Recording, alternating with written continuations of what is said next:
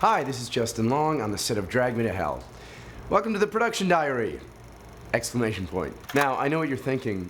Diary? Dear diary, today I waxed my entire body. Dear diary, today I found a third nipple on my body. But it's not that kind of diary. This one has mud and maggots and stunts and special effects and a seance with an evil goat and of course me. Hold for applause. Hold for applause. Alison Lohman and director Sam Raimi. Please take a look and enjoy.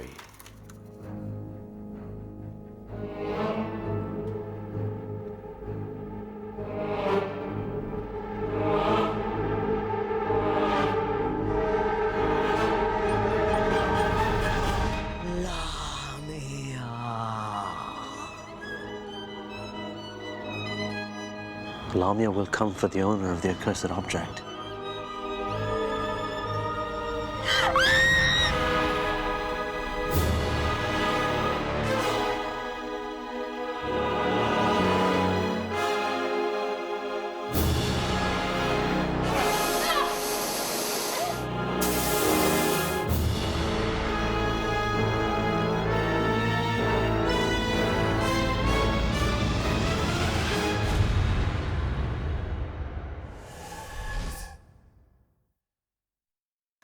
We've all had bloody noses, right? Not a big deal. A little blood comes out, you dab it, it's slightly embarrassing. Now, watch what they made Alison endure. And set. Okay, and go, and clear. Background and action! I was a little skittish because, you know, first day on set, I'm like, okay, I'm gonna glue this tube in your nose and we're gonna spray blood, and we wanted it to look like it was coming physically out of the nostril. So we built a little reservoir that glued into her nostril so that the blood tube could come around and shoot up into her nose. The blood would rebound off of the little plug and shoot outward. It was bizarre. It's like this tube that comes up and it's almost like a sprinkler on your nose. It sounds so horrible. It's gonna spatter a little bit because there's a little hair in the line. Oh, okay, stop. And background. And action. We took all of the standard bank graphics and all the standard posterage that you'd see in a bank and sucked the color out of it. Sad, beige, gray, dust over blue. The entrance of blood red into this gray environment should be pretty startling. No, I've got it under control. Oh my God! Oh God! God! My God! You got that, Karen? The original conception for that sequence was trajectory blood spurting that was gonna cross 15 feet and hit 20 people. On the first test that we did, 80 or 90 pounds pressure, and we sprayed the blood 12 feet. Chin up. There we go. There you go. Okay. And Sam looked at it and he's like, I think we need to bring back a little bit. I know that I'm gonna get hit with blood, but I don't know where it's gonna land. I don't know how much it's gonna be. One of the special effects guys said to me, like, that thing is strong. I guess the weirdest part would be the pressure, the amount of blood that comes through. It's pretty interesting. My luck is the one time she'll move and all of a sudden the thing will shift and we'll just be filling her brain with fake blood. Background and action! Here, let me help you. Oh God! Oh my God! God, what is that?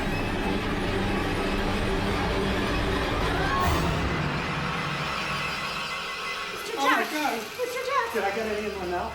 Oh, we can gargle.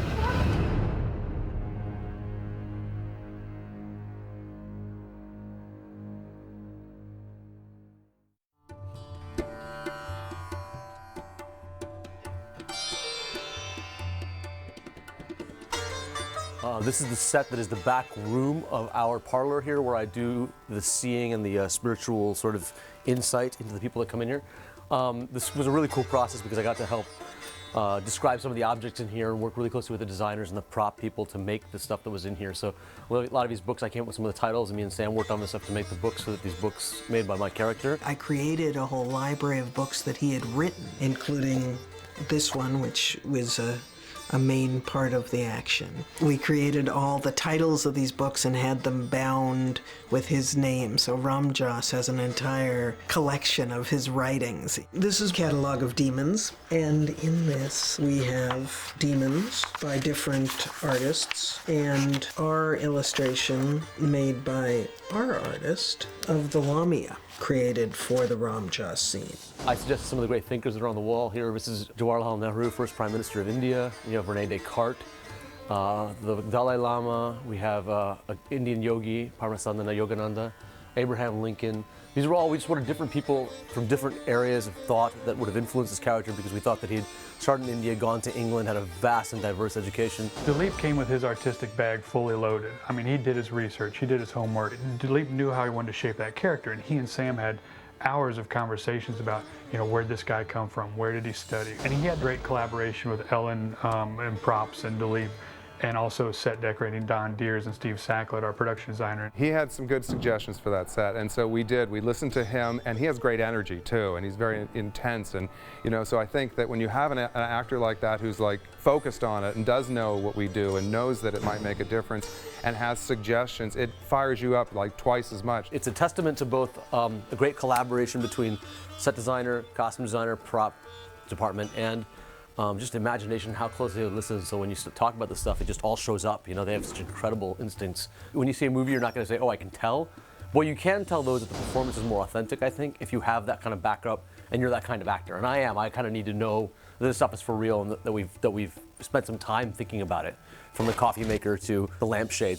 We did everything from his tarot cards, crystal balls, pendulum, dice, and then we did parts of his history. He smokes a strange pipe and he brews odd Japanese coffee. He just had so much depth. Okay, so thanks for being here while we looked at the back room of Ram Dass's parlor. I hope you got a really cool insight into how we build all this stuff and make it seem real, and it makes it easier for us to do our jobs and the incredible talent that it takes to make this. Enjoy yourself and see you later.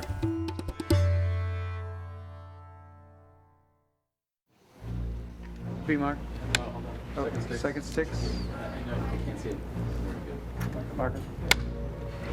What I saw first, of course, was just the bits that I read for Sam. So I had no idea what I was getting into, because it was just the little old lady coming into the bank because they're closing down her house.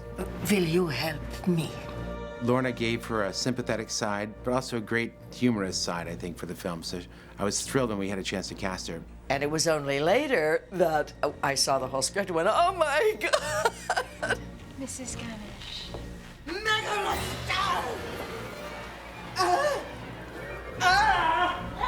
I was a little shocked and a little surprised and thought, well, hey, let's go. Lorna is the person that we deal with the most, because she's Mrs. Ganush, and we have all these different incarnations of her, and Lorna was right in there. She had this sort of ferocity to her. Great performance. Now a note about turning into the light. We want to really see that makeup job. And Sam was like, oh, she's horrible. You know, she's horrible. She's so scary. I give just all the credit in the world to Greg and the people at KNB, the people who worked on my makeup. I don't have a lot of prosthetics, so, you know, you're still working with my own face. Once she starts to become enraged, makeup starts to get a little bit more extreme. The makeup was not obliterating in any way. It's just accentuating all of my wrinkles and, you know, adding, you know, deepening what's there.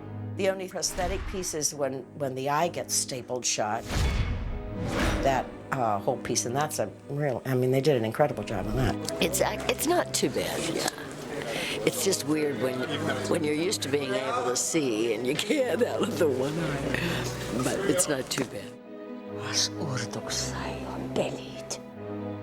This is quite different from anything else that I've done before, and I'm delighted that it happened because it's been a lot of fun.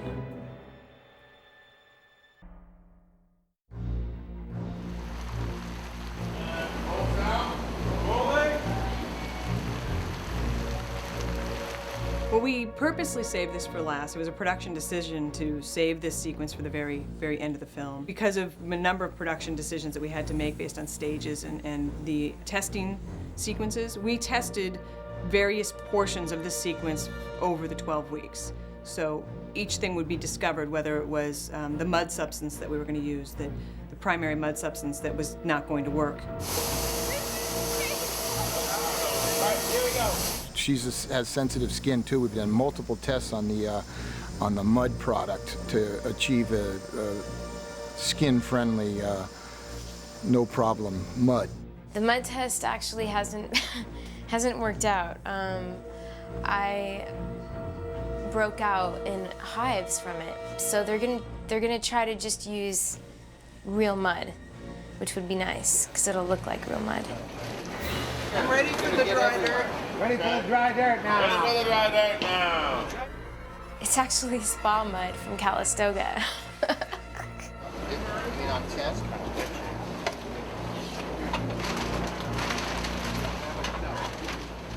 I might be, for 4 days, detoxing in mud. It'll be cool. We're gonna rig Allison up. They've made up a mud, a spa mud concoction that is gonna fill up the tank. It's really expensive peat moss. It's Canadian peat moss, especially imported because it's the most organic. Wow, and it's all in there, huh? Yep, it's mixed in. If we turn it off, it settles to about this thick and then about 2 inches of clear on top, so we just keep agitating it all day. We built a steel shell of the tank, 3-sided trapezoid, so it's just like she dug it out to get into the coffin. We built it out of steel, and we have dams that we're going to put on at 1'6" increments. If they want it up higher, we put another dam in and fill the mud on cue. The mud's going to be pouring in from 3 sides and raining at the same time. And roll down. These have to come on cue during the shot. And action! Now, haters! Got it. Get rid of that coat. Get down there and make it happen. God. It was a great way to bring the whole crew back together at the end and have a good, fun ending to the picture. Ready and action! Camera!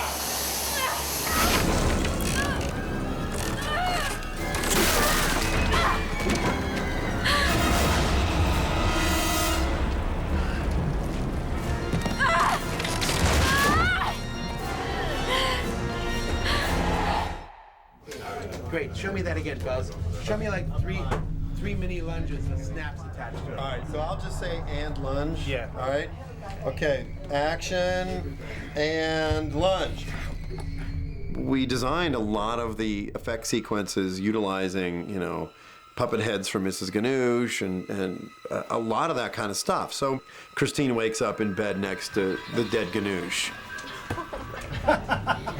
When we were talking about this scene and the whole idea that the Ganoush puppet is snapping it at Christine, and Christine's got her hands in the hair holding the face away. Stand by. Ready? Stand by. Chin up, Wayne. I'll need the tension in the right hand. Okay. Yes, really tense. I'll need the mouth wide open, your head back further, and your eyes wide open, and a little shaking of the head like you are screaming, not a smile, scream of terror. When he says ready and lunge, this time you can turn your head toward camera and avoid that lunge. Okay. Okay, ready and lunge.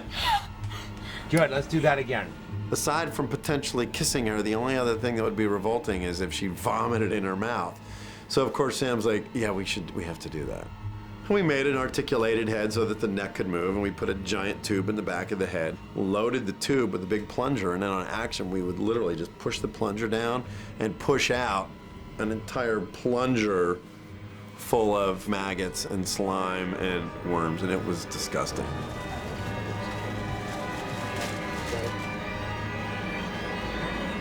Ready, action,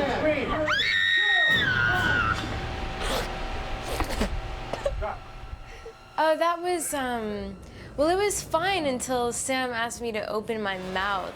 That was kind of disgusting. Oh my done.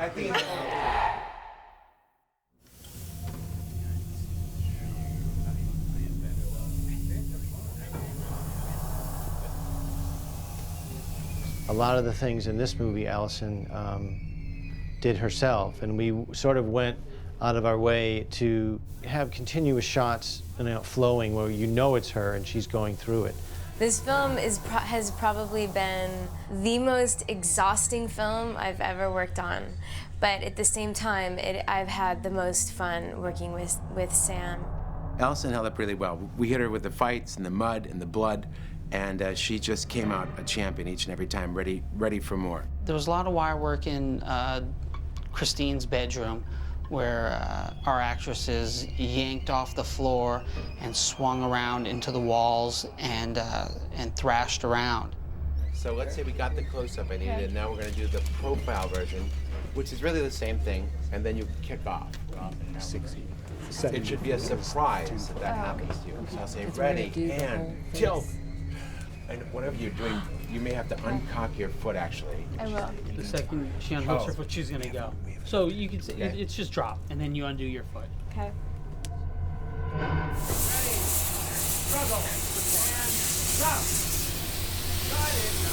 I got his hand. I actually enjoy doing the stunts. I think it's fun.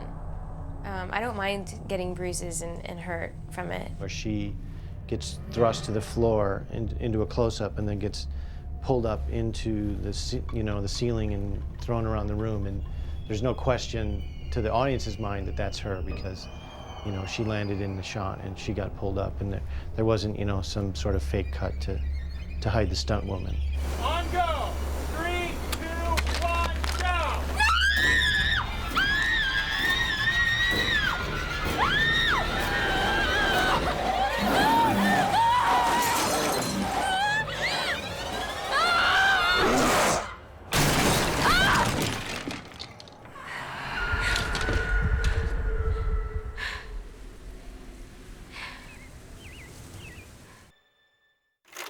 Poor Allison. Blood, mud, vomit, hanging from wires, and perhaps her greatest challenge and thrill, working with me.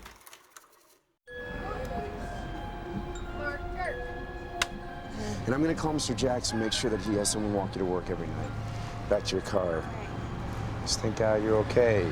Justin, naturally, when he gets on screen, and when he's off screen, he's got a presence. So even though this isn't a comedy, this is still a movie where we needed his upbeat attitude and his persona.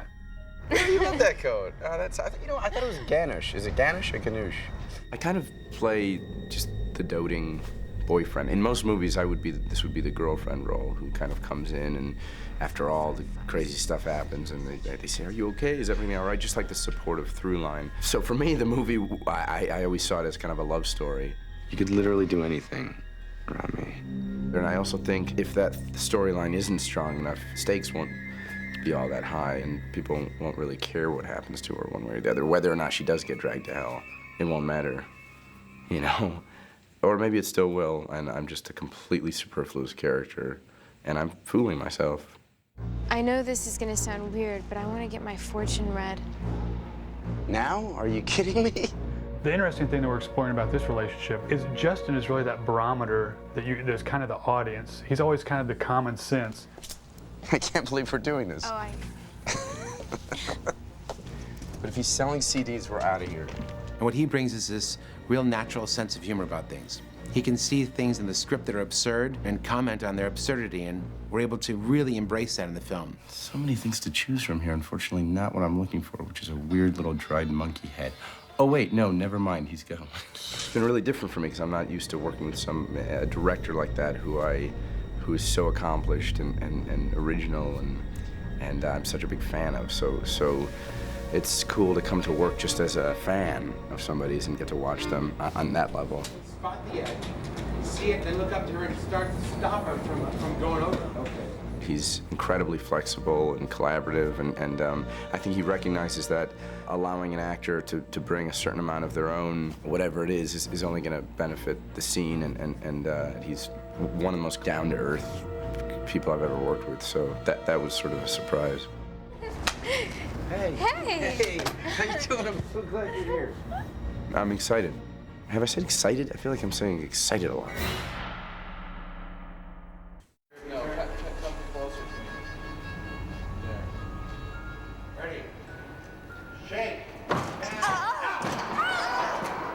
The fighting in this show has been pretty just raw. I mean, it's elbows, hair pulling, barroom kind of style. Lorna and I said that we were allowed to hurt each other if we needed to, because the camera's so close that you really can tell if that person's in pain or not. Sam, do you want any words or just yell? There's a word for bitch, which I could use. Let's hear that. Saiha. Sounds cool. If you want it there. Yeah, let's do that. We can just... Oh, that's great. And action. I always feel, being, more in the organic school, it's helpful to me to feel it physically and not just pretend it physically. Great, ladies. You okay? Yeah. I wasn't sure if a real fight had broken out in the middle of that scene or not. I know. We went for it. Lorna is really a very tough woman. She endures so much physical punishment as an actress in this film. It's incredible. She's always willing to give you one more take and put everything she has into it. Ready, and go. All right, we need to bring the staple over more. Camera left. She clocked me one time with a stapler, but I don't think either of us ever got seriously hurt. They pounded it out. They were pros. I mean, they really sold it. It was really interesting. I was pretty sore, though, a few occasions. 63 Chicago, take one.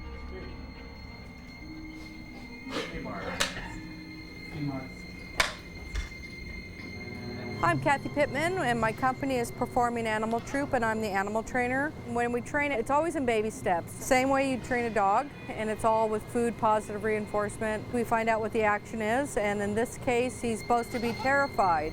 So we would train certain behaviors to make it look like he's afraid.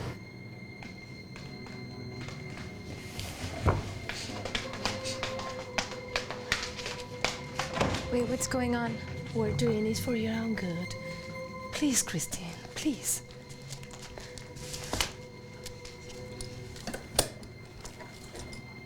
Thank you. This is Billy, our young one that's training to rear. Show him just with the food at first. So we would start just doing that.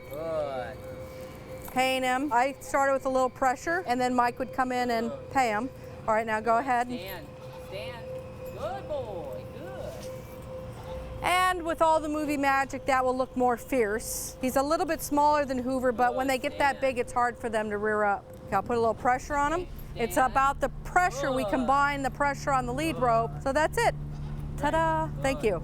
That goat was so cute and so lovable that it didn't work. I mean, it was too cute, and it was following everyone's dialogue, and it put its face on the table, and we're supposed to kill the goat. He's so cute, he's adorable. So we had to pull the goat out. We put in a fake goat. We put a stuffed goat into the scene because he was too distracting. He was licking Allison's arm, making them giggle. We never planned for that. We never planned for too cute. I welcome the dead into my soul. He's eating my clothes. Yes. Luckily, we had a puppet goat, so we had that, and we said, can you pull it into the scene? Let's keep its head off the table and make him disappear a little bit until we want to see him. It's really good. We should have been using this goat. It's really excellent. There's just something about a bunch of guys pulling cables and operating radio control, and there's a puppet that moves around, and the eyes move side to side and up and down, and Sam loves that kind of stuff. It's great, guys. We'll start using it whenever we need the goat in these dialogue scenes. It's going to be so controllable and pleasant. It doesn't even sound like the motors are making any noise. It's all cables. Beautiful job. All right, stand by to use it in the dialogue scenes.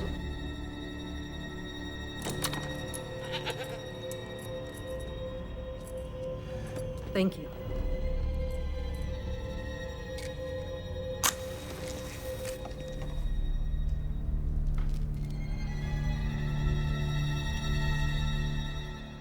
And action.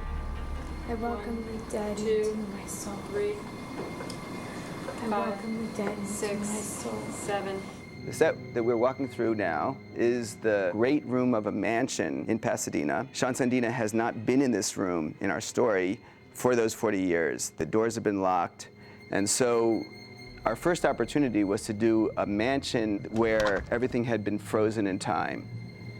There are drop cloths that have rotted on the chandeliers. There are paintings that have disintegrated and are left in their frames. There are certainly cobwebs and hairballs scattered all around the bases of the furniture. A lot of my favorite aspects of the final architecture come from Turkish palaces. This blue and amber marble that we've imitated throughout the room, and the decorative column capitals and bases all come from this Turkish palace that we first focused on. Christine? We've done a number of things to make new things look very old in this room. On the drapery walls, which cover every surface of the room, we have bleach stained the pieces and then overpainted them with asphaltum, which is a brown dye. We've taken, like, you know, thrift store books and dyed them, just dunked them in the paint just to sort of create this. You let them sit for a while and it looks like it's sat here for 40 years. We've also taken wire brushes to the fabric, wire brushes to some of the furniture to give a shredded texture to it. Most old furniture will have the stuffing in it, which is, you know, standard stuffing. This one happens to be an old piece, but it has, you know, a kapok, another layer and another layer. So we call this shreddies, and we've been creating shreddies with wire brushes. We knew in the first reading of the script that we were going to have a tricky set build here. We have people flying in the course of the seance. This set has been designed with no ceiling. We decided to leave that for CG to fill in because nearly every scene was going to need an opening for lighting to come through or for rigs to come through. Randy Beckman, our stunt coordinator, has been rehearsing in this space for the last 3 weeks. For the fire shots, we brought in a stuntman who actually is an actor too, and had him do the fire stuff. The effects made a table with 5 pockets of propane that can come out, and that's where he did his dance. They called it the jig, and jigged around, and it was exactly how we planned it.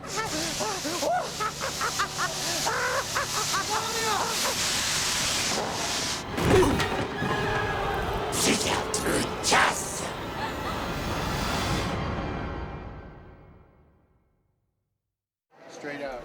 Right here. Straight out.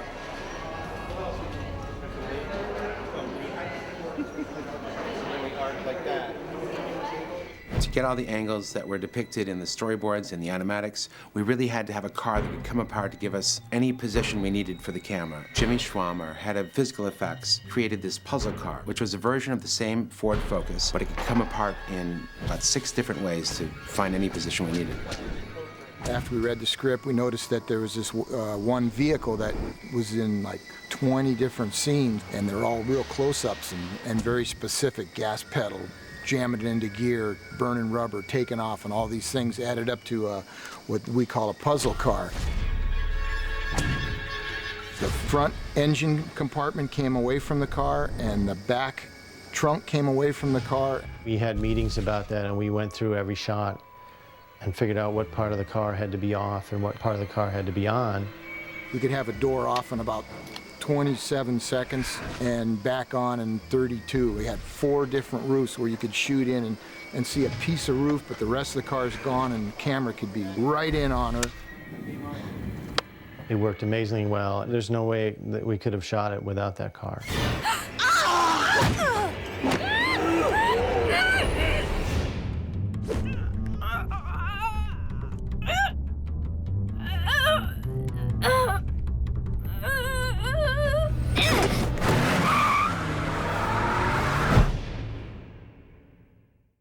How exactly does one get dragged to hell? Does it involve a travel agent? Do I have to know somebody? Is there some sort of list and a velvet rope situation? Well, this is how the production did it.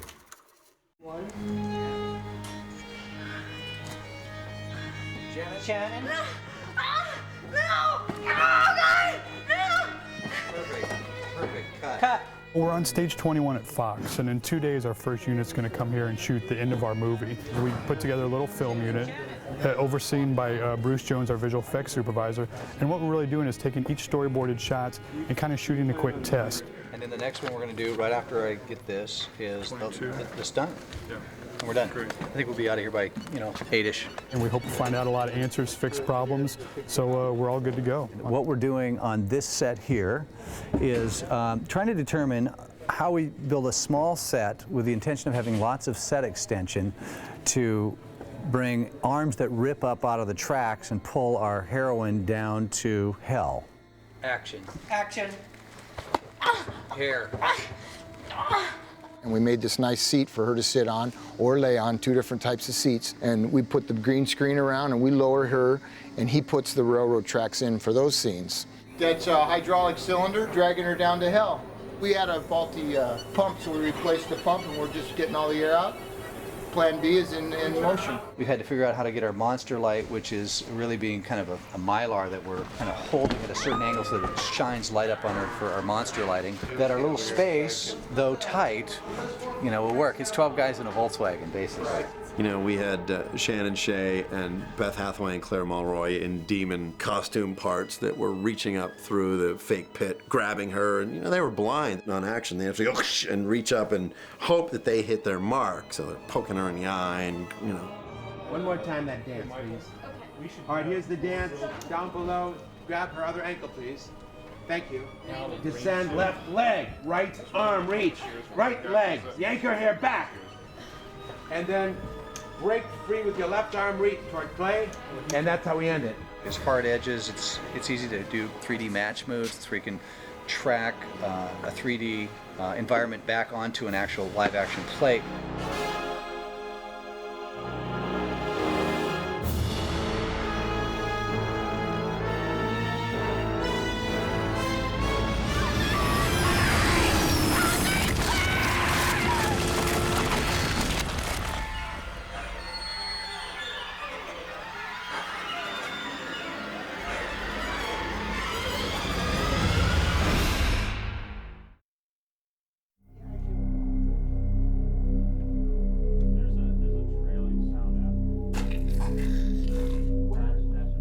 When you mix a horror film, what you want to do is have the dramatic sound, so you have even more impact.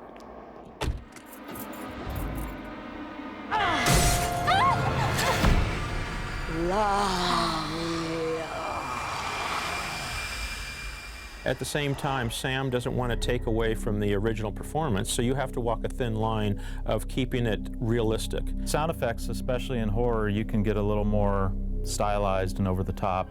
Along with the regular stuff in this movie, you start dealing with the supernatural, the magic, and demons, and crunches, and gore, and blood.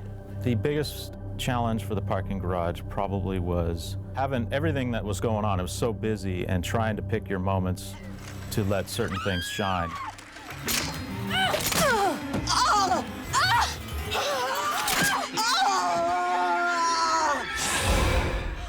There's just layers of stuff, and once again give Sam options to deal with the levels of goofiness, scare, and gore.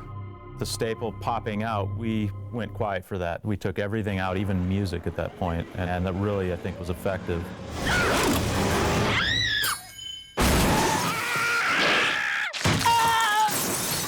Yeah, that's good, man. You're not gonna lower that? Sam also liked to take away screaming, any yelling or anything that was on the interior shot, and would go ahead and completely eliminate it on the exterior to give you a more dramatic change for perspective.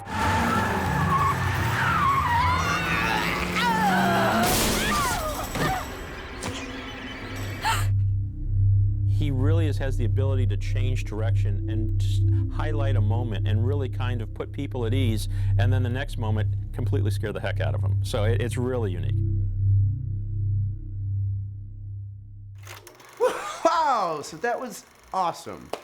That was a blast. Okay, so I had fun. I hope you guys did too. You got to meet the cast, some of whom were a lot cooler and more impressive than others. You got to watch Sam Raimi, the legendary, the elderly, legendary Sam Raimi on set, doing what he does best, bossing people around. Oh, and you got to check out the goats. That was fun for all the 5-year-olds. Well, that's it for the production diary. Hope you guys had fun. On a scale of 1 to 10, I hope it was north of a 6. Take care.